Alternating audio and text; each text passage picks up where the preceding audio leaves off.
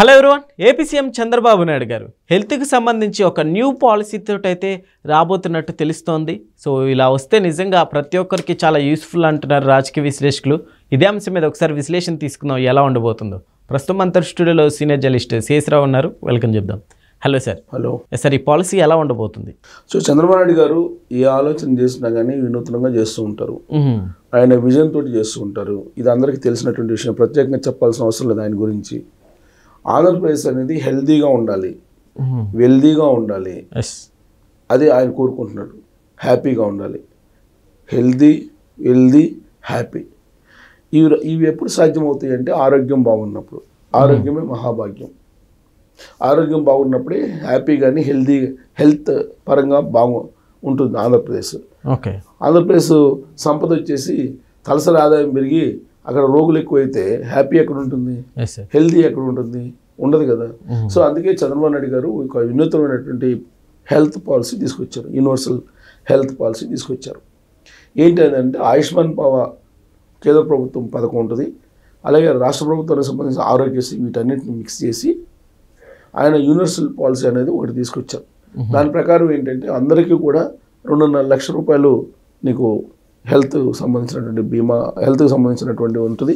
అలాగే 25 లక్షల విలువైనటువంటి హెల్త్ సంబంధించినటువంటి అమౌంట్ మీరు ఆరోగ్యానికి సంబంధించి 25 లక్షల పరిమితితోటి మీరు ఆరోగ్యాన్ని సంబంధించినటువంటి పరీక్షలు చేయించుకోవడం కానీ, లేదంటే ఆపరేషన్లు ఏదైనా ఉన్నా కానీ చేయించుకోవడం, ఇవన్నీ చేయించుకోవచ్చు అనేది ఆయన చెప్తున్నారు. ఇప్పుడు ఆయుష్మాన్ భవ ఏమో అది 2.5 లక్షలు అనుకుంటా, ఐ థింక్ 2.5 lakhs లోపల ఏదైనా మీరు చేయించుకోవచ్చు, ఇది హెల్త్ పరంగా చూస్తే.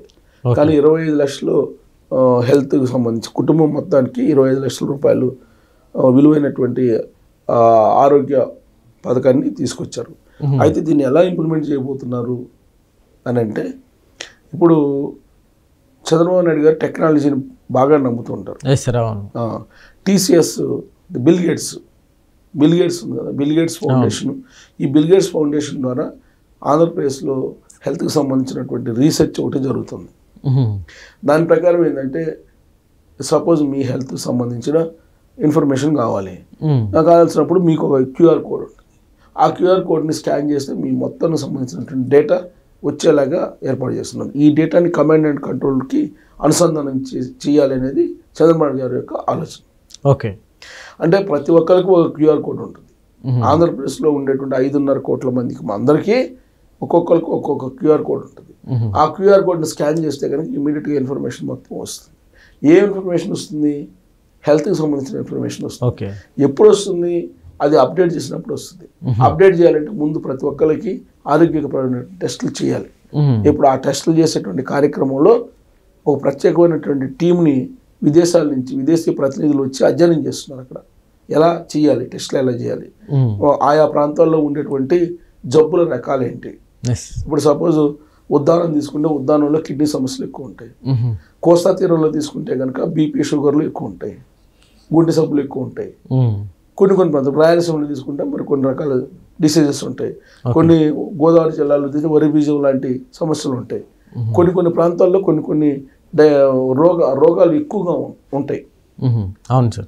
సో అక్కడ ఆయా ప్రాంతాల్లో ప్రత్యేకంగా ఐడెంటిఫై చేసి అక్కడ వాటిని ఏ విధంగా నివారించాలి అనే దాని మీద కూడా అధ్యయనం చేయడానికి ఇంటర్నేషనల్గా అక్కడ మెడికల్ ఎక్స్పర్ట్స్ వచ్చి విజిట్ చేస్తున్నారు. ఇప్పుడు విజిట్లో ఉన్నారు. దాదాపు 2 రోజుల నుంచి ఆంధ్రప్రదేశ్లో ఇంటర్నేషనల్ డాక్టర్స్, ఇంటర్నేషనల్ ఎక్స్పర్ట్స్, వైద్య శాస్త్ర ఎక్స్పర్ట్స్ అక్కడ రీసెర్చ్ చేస్తున్నారు. రీసెర్చ్ చేసి ఆయా ప్రాంతాల్లో ఉండేటువంటి డిసీజులు ఏంటి, వాటిని రాకుండా ముందస్తుగానే ఎలా చేయాలి అనే దాని మీద వాళ్ళు రీసెర్చ్ చేస్తున్నారు.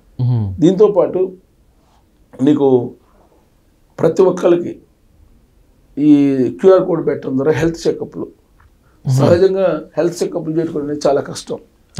సామాన్యులు చేయించుకోవడం అని అంటే ఇప్పుడు అసలు ఆయన విలేజెస్కే వైద్యశాలలు పంపించేసి అక్కడే చెకప్లు చేసి రికార్డు కూడా అక్కడే తయారు చేసి అక్కడి నుంచే అప్డేట్ చేసి ఇవ్వాలి అనేది. వన్స్ అప్డేట్ అయిన తర్వాత ఏదన్నా బాగలేనప్పుడు ఇమీడియట్గా చూస్తారు, హిస్టరీ చూస్తారు. హిస్టరీ చూసిన తర్వాత ఇమీడియట్గా డయాగ్నోసిస్ చేయొచ్చు హిస్టరీ చూస్తే కనుక. సో ఆ వెసులుబాటు చేస్తున్నారు. ఇంకోటి ఏంటంటే ఆంధ్రప్రదేశ్లో ఉండేటువంటి వాళ్ళు ఎక్కువగా వృద్ధులే ఉన్నారు. ఓకే, న్యూ జనరేషన్ అక్కడ ఉండట్లేదు. ఈ మధ్యకాలంలో వాళ్ళు డేటా తీశారు, 50 సంవత్సరాలు పైబడినటువంటి వాళ్ళు ఎక్కువ ఉన్నారు తప్పితే 50 సంవత్సరాల కింద వాళ్ళు ఎవరు ఆంధ్రప్రదేశ్లో ఎక్కువ మంది లేరు. కారణం ఏంటంటే చదువుకొని వాళ్ళు బయటకు వెళ్ళిపోతున్నారు. ఏ బెంగళూరుకో, లేదంటే ఏ చెన్నైకో, లేదంటే ఏ హైదరాబాద్కో, ఏ ఢిల్లీకో, ఏ ముంబైకో వెళ్ళిపోతున్నారు. ఇక్కడ కాకపోతే విదేశాలకు వెళ్ళిపోయి విదేశాలకు వెళ్ళిపోతున్నారు. కాబట్టి అక్కడ 50 సంవత్సరాల లోపు ఉండేటువంటి వాళ్ళు చాలా తక్కువ మంది ఉన్నారు. మొత్తం ఓల్డ్ ఏజ్ వాళ్ళ సంఖ్య ఎక్కువ ఉంది. అందుకే అక్కడ హెల్త్ చెకప్లు అనేది అవసరం అని చెప్పి చంద్రబాబు గారు భావించారు. అందుకే హెల్త్ చెకప్లు చేయించి వాళ్ళకు ఒక క్యూఆర్ కోడ్ ఇవ్వడం ద్వారా మొత్తం రికార్డ్ని ప్రభుత్వం దగ్గర తీసుకొని ప్రభుత్వం వాళ్ళకి డయాగ్నోసిస్ ఎప్పుడు ఏం చేయాలనేది ఆయన యూనివర్సల్ పాలసీలో, యూనివర్సల్ హెల్త్ పాలసీలో ఒక ప్రత్యేకమైన భాగం. వీటికి స్మార్ట్ కార్డులు తయారు చేస్తున్నారు. ప్రతి ఫ్యామిలీకి, ప్రతి ఒక్కరికి, ప్రతి వ్యక్తిపరంగా కూడా స్మార్ట్ కార్డులు తయారు చేస్తున్నారు. స్మార్ట్ కార్డులు తయారు చేసి ఇస్తారు. ఇదంతా ఎప్పటిలోకి అంటే అవచ్చు అంటారు సార్? ఇప్పుడు ప్రజెంట్ పైలట్ ప్రాజెక్ట్ కింద కొన్ని ప్రాంతాల్లో చేసేటువంటి అవకాశాలు ఉన్నాయి. స్టడీ చేస్తున్నారు. ఇప్పుడు ఇంటర్నేషనల్గా కొంతమంది మెడికల్ ఎక్స్పర్ట్స్ వచ్చిన్నారు అక్కడికి. సో వాళ్ళు ఇప్పుడు స్టడీ చేస్తున్నారు. దాన్ని అసలు ఎలా చేయాలి స్టడీ. ఇప్పుడు నేను ఇందాక చెప్పాను, ఒక్కో ప్రాంతంలో ఒక రకమైనటువంటి డిసీజెస్ ఉంటాయి. ఆ డిసీజెస్ని ఐడెంటిఫై చేసాం ఆయా ప్రాంతాల్లో. అసలు రాకుండా ఎలా చేయాలి, first prevention is better than cure అనేది అంటారు.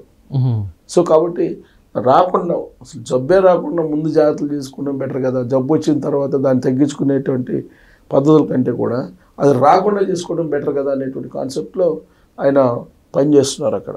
సో చంద్రబాబు నాయుడు గారు రాబోయేటువంటి రోజుల్లో హ్యాపీగా ఆంధ్రప్రదేశ్ ఉండాలని, అంటే హెల్త్ ఉండాలని చెప్పి నమ్ముతున్నారు ఆయన. అలాగే వెల్దీ అంటే సంపద సృష్టించేటువంటి రాష్ట్రంగా, సంపన్నుల రాష్ట్రంగా ఆంధ్రప్రదేశ్ ఉండాలంటే కనుక అందరికీ ఆరోగ్యం అనేది ఉండాలి అనేటువంటి ఆయన లక్ష్యం. ఆ దిశగా ఆయన వెళ్తున్నారు. డిజిటలైజేషన్ చేస్తున్నారు. ప్రతిదీ కూడా డిజిటల్ సిస్టంలో మొత్తం ఉంచుతున్నారు. ఎవరి డేటా ఎప్పుడు అనేది ఇమీడియట్గా బటన్ నొక్కితే డిస్ప్లే అయ్యేలాగా కనిపిస్తుంది. అలాగే దాని కమాండ్ అండ్ కంట్రోల్ కూడా అనుసంధానం చేస్తున్నారు. తర్వాత మొబైల్ వైద్యశాలలు కూడా పెడుతున్నారు. అంటే ఊర్లకే వెళ్ళి వైద్యశాలల్లో అంటే వాళ్ళకి వైద్యాలు అందించడం, ఇవన్నీ కూడా చేసేటువంటి కార్యక్రమాలకి శ్రీకారం చుడుతున్నారు చంద్రబాబు నాయుడు గారు. Okay sir, thank you.